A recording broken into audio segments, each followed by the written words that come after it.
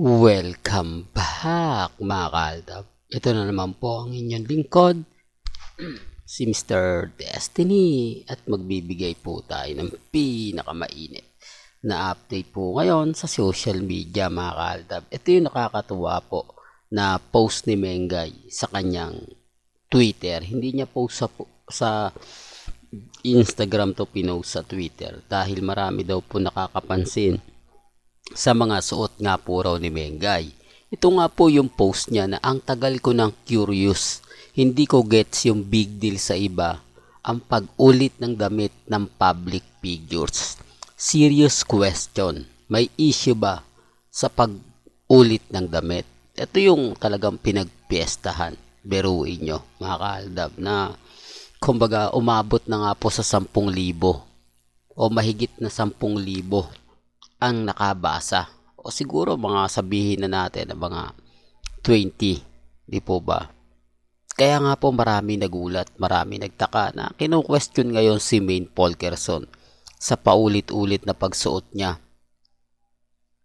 ng mga damit, di po ba? Pero gaya na sinabi ko, si Mengay yan yung tipo talagang lahat napapansin, lahat napupuna, di po ba? Although sabi ko nga po sa inyo, mas napapansin ni Mengay yung mga issue patungkol po. Pero sa kanila po ni Congressman Arjo at ni Alden Richards, halatang dinidedma na lang po niya. Di po ba? Alam niya, sa totoo lang po mga kaaldab, pwede naman po mag-post si Mengay. Di po ba? Pwede naman siya mag-post araw-araw ng wala po akong anak. Di po ba? Hanggang sa tumigil na ang mga Aldab Nation. Kumbaga, lagi niyang ipopost mga kaganapan nila ni Congressman Arjo. Siguro yung iba talaga magda-down na. Di po ba? Yung magmimistulang wala na. Ibig kong sabihin na nawala na ng pag-asa.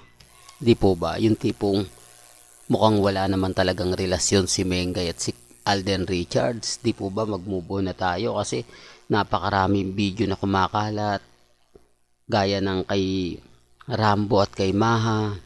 Hindi po ba halos sumabay si Mengay at si Congressman Arjo, sinabayan pa ni Ibiang. Di sana tapos ang boxing. Di sana waging-wagi ang Armin at Main Fanatics. Di po ba? Sinasabi ko lang po ito para lang po klaro. Sinasabi ko lang po ito para po malaman din ng iba, especially mga ilang netizen. Di po ba? Ang problema lang po kasi mga kaaldab, wala hindi man lang po kasi nagbigay ng magandang update si Maine Polkerson para nga po sa Aldab, sa mga Armin at Main Fanatics. Bagkus yung Aldab Nation po, kami po lagi nangunguna. Kami po lagi yung pinagpepiestahan. Di po ba? Kaya nga po sabi sa inyo, relax lang po kayo. Kampante lang. Kasi halatang halata naman po na mas tayo pinapaboran. Mas tayo ang mas maraming pabor kesa po sa kanila. Sinasabi ko lang po yung totoo. Di po ba? Pero bago tayo magsimula at bago natin ituloy itong magandang update natin, kung bago ka lang sa channel na to at isa kang true-blooded Aldab Nation na nagmamahal kina Mengay at Isoy, tama po ang channel na pinuntahan mo, kaya consider na po kitang bagong subscriber at huwag mong kalimutang i-share ang mga video po natin sa mga mami, sa mga titas at sa mga senyor. Remind ko lang po sa mga update ni Mengay, minsan mapapaisip din po kayo, no? Bakit kaya mas minamabuting yan yung mga ganap ni Mengay, imbis na pagtuunan niya ng pansin kung paano po mawawala ang issue sa kanila ni Alden. Di po ba? Mas pinipili niya yung iba. Kaya nga po sabi ko sa inyo, base po sa loob po ng ADN na nanonood sa EAT, kumbaga nakikiramdam lang po ito. Di po ba? Nakikiramdam na malay nyo, biglang magbago sitwasyon. Biglang may revelasyon na lalabas. Di po ba? Yan lang naman po yung hinihintay natin. Yan lang naman po yung gusto nating ipahayag. gusto nating sabihin. Pero gaya ng sinabi ko mga kaaldab, may mga bagay-bagay po o may mga point na kailangan mong gawin. Kailangan mong, kumbaga, mas ito yung pagtuon ng pansin kesa po sa issue. Di po ba? Parang si Alden Richards, wala po talagang pinagkaiba. Si Mengay napakatalino, napakahusay. Si Alden Richards talagang magaling siyang maglaro.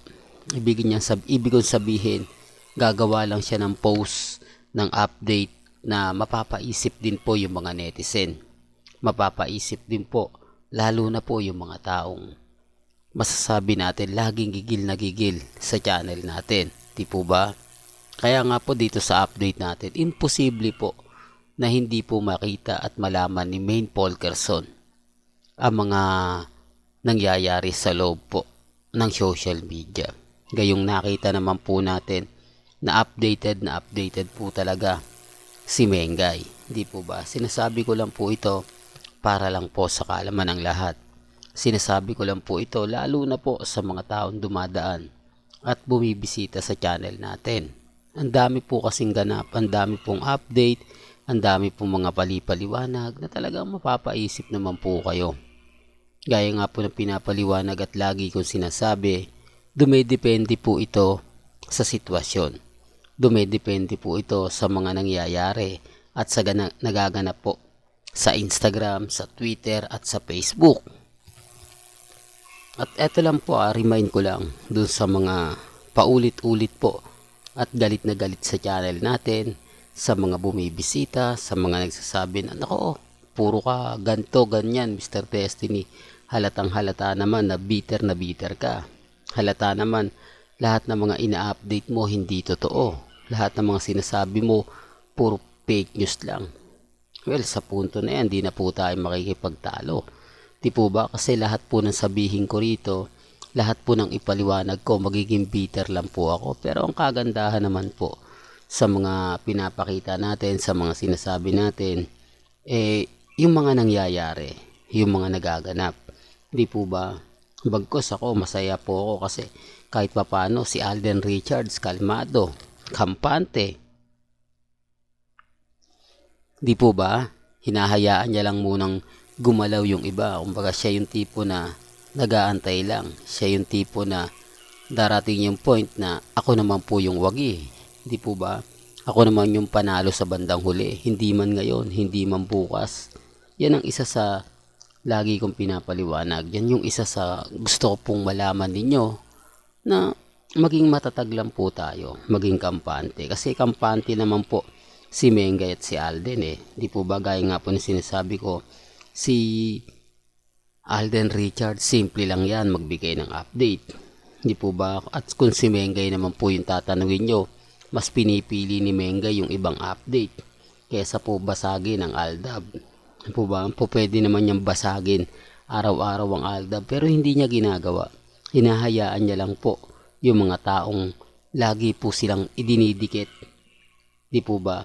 At sinasabing may anak na. Doon pa lang may mali na Di po ba? Well, may kanya-kanya tayong opinyon at pananaw.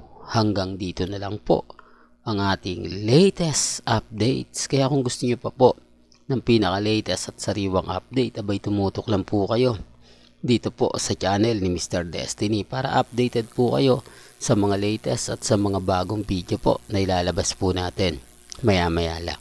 Hanggang sa muli, salamat po sa panonood at pakikinig.